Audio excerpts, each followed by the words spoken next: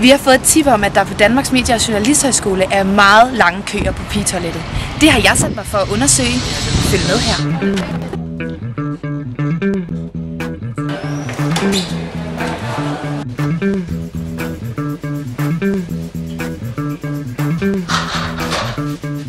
Her har vi jo allerede det første levende billede i køen. Hvordan har du det? Står og venter på køen? Ja, men jeg synes, det er pisseirriterende, at man ikke får bås. Der har egentlig lang kø på toilettet, så kan vi snakke bagefter, så kommer jeg lige tilbage. Er det okay? Ja, 100.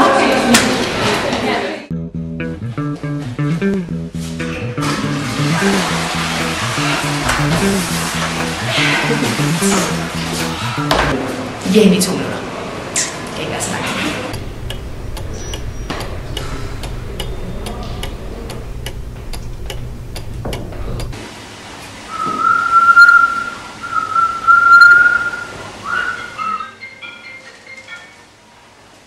Hej mor.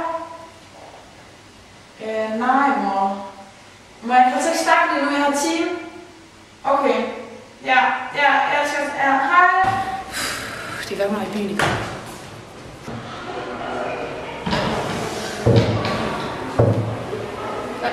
Hvad vil du helst, Emil?